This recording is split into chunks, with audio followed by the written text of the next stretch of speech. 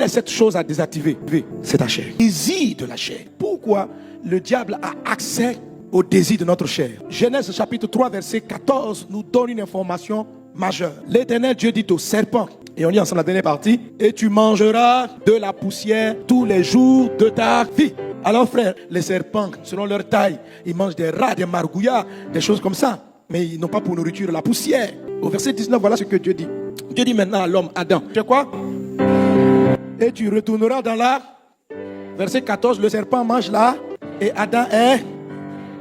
On mange qui? Est-ce qu'on est ensemble? Quand on dit poussière, c'est la chair, les désirs de la chair. Au lieu de marcher par l'esprit, tu marches par la chair. Si tu marches par ton côté poussière, tu seras mangeable.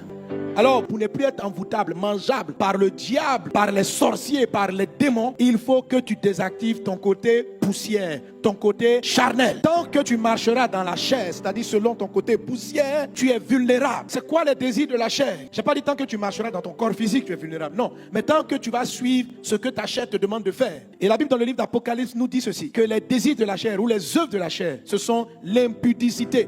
C'est-à-dire les rapports sexuels en dehors du mariage, l'adultère. Donc quelqu'un, une fille qui n'est pas mariée, un homme qui n'est pas marié, qui ont des rapports. C'est-à-dire que c'est la chair qui dit, couchez ensemble, n'attendez pas le mariage, ayez des rapports. Quand tu te comportes comme ça, tu te comportes en mode poussière. Satan te mange quand il veut. Les œuvres de la chair, ce sont l'impureté, la dissolution. Le mot dissolution dans d'autres versions, c'est écrit les querelles. Quelqu'un qui est irritable, qui est coléreux. Ce sont les désirs de la chair. C'est-à-dire que la colère te remplit et puis tu dis des choses par la colère. Tu es contrôlable par Satan. Il peut te bouffer. Parce que tu n'es plus en train de marcher selon ta nature spirituelle, mais tu es en train de marcher selon les désirs de ta chair. Tu deviens vulnérable. Les envoûtements trouvent leur point d'accroche, leur réception dans notre côté charnel. La Bible dit les œuvres de la chair, c'est quoi? L'impudicité, l'impureté, la dissolution, l'idolâtrie, la magie, les inimitiés. Les palabres, là, les inimitiés. J'ai des ennemis. Tu détestes ton voisin, ta voisine, des personnes. C'est dans la haine, l'amertume. C'est là que Satan trouve. Quand tu commences à haïr, il dit, tu es mangeable. Il y a de mes filles qui est venue me voir hier, elle m'a expliqué un témoignage.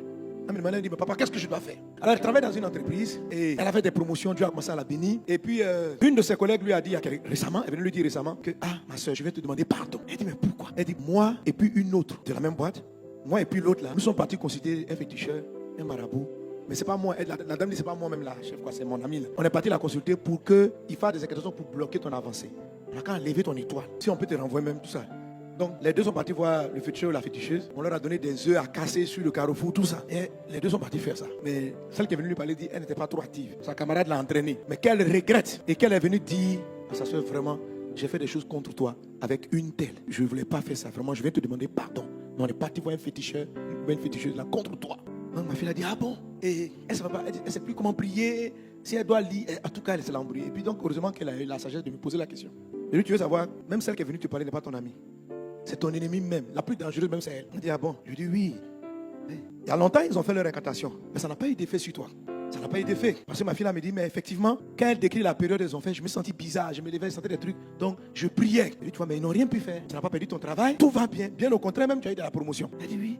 Je dis, tu vois ce qu'elle est en train de faire? C'est parce que tu as marché par l'esprit. Comme elles voient que tous leurs sortilèges ne t'atteignent pas, elles ont dû essayer maintenant de venir activer ta chair. Donc, en venant te dire que telle copine est contre toi, le but c'est de créer dans ton cœur de l'amertume, de la haine, de la colère contre la dernière. Et si elle déclenche la colère, là tu es charnel. Là tu rentres dans leur possibilité d'envoûtement. Aucun envoûtement ne peut t'atteindre quand il n'y a pas de haine en toi. Aucun envoûtement ne peut t'atteindre quand tu n'es pas amer. Aucun envoûtement ne peut t'atteindre quand tu te confies à Dieu. La colère, ce sont les œuvres de la chair. La haine, ce sont les œuvres de la chair. Mentir, ce sont les œuvres de la chair. Ce sont des choses comme ça qui vous rendent vulnérables. Et l'ennemi va tout faire pour vous envoyer dans un secteur où il peut vous atteindre. Il va te faire haïr. Il va t'envoyer pour te dire, voilà ce que les gens disent de toi. Mais s'ils étaient forts, ils t'auraient tué.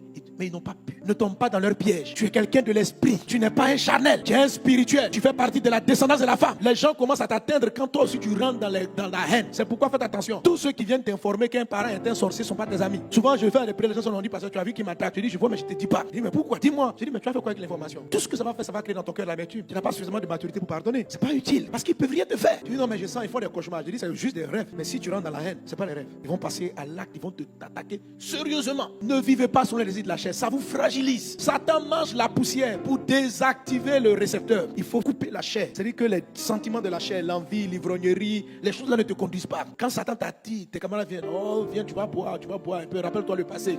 Quand tu es ivre, là, tu es charnel, tu es mangeable par le serpent. On peut t'envoûter. On prend des gens, on les envoûte par la boisson, par l'alcool, par le sexe, par la haine. Jésus dit, ne dormez pas avec la colère. Vous donnerez un accès au diable. Quand tu réussis dans ta vie, ça va tout faire envoyer des gens pour te provoquer, pour que tu rentres dans le secteur et pourront te toucher. Mais je déclare dans le nom de Jésus que tu n'es pas atteint. Tu es protégé par le sang de Christ. C'est pourquoi quand tu te rends compte d'une erreur, demande à Dieu pardon. Parce que tu as combien de délai, tu as combien de temps. Réponds-toi rapidement. Et puis quand la colère veut venir, tu dis Seigneur, donne-moi le calme. Quand la haine veut rentrer, tu dis Seigneur, apprends-moi à aimer. Je veux être comme toi. Ne leur donne aucun accès. Que Satan n'ait rien en toi. La colère n'est pas chez ton Dieu. Chez Dieu, ton papa, il n'y a pas la haine. Chez nous, il n'y a pas l'amertume. Donc ne prends rien du diable. Ton cœur est trop bon pour laisser la haine t'habiter contre quelqu'un. Tu as un bon cœur. Garde ce cœur.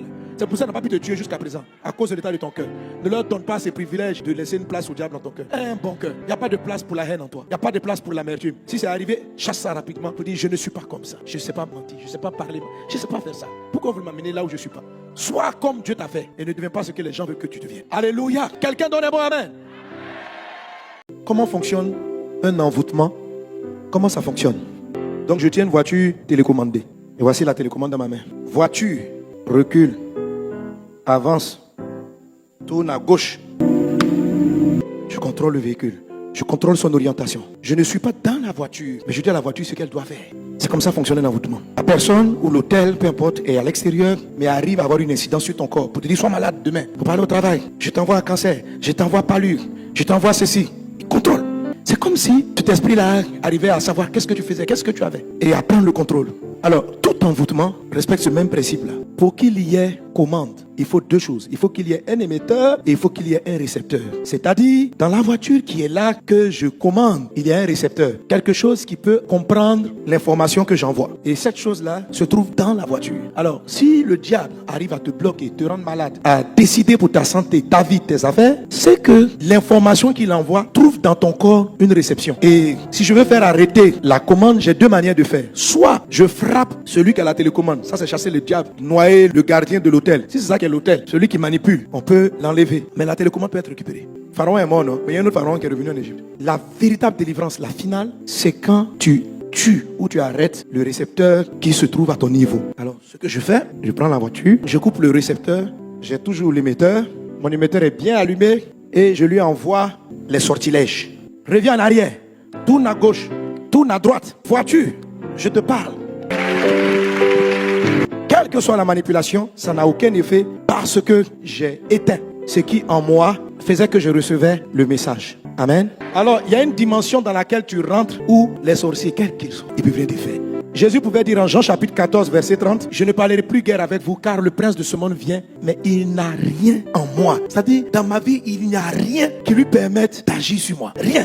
Que Satan n'ait rien qui soit en toi. Alléluia. Donc, désactive à ton niveau. Là, c'est un travail personnel. Je vous en supplie, frère. Ne croyez pas que votre victoire est manifestée quand tous les autels sont tombés. La véritable victoire, c'est d'être invulnérable. Parce que les sorciers, il y en aura toujours jusqu'à la fin du monde. Ils vont exister. Il faut que tu rentres dans la dimension où tu es inenvoûtable. Balaam pouvait dire, le sortilège, l'enchantement ne peut rien. En Nombre chapitre 23, contre Israël. Il dit parce qu'il n'y a pas d'iniquité en eux.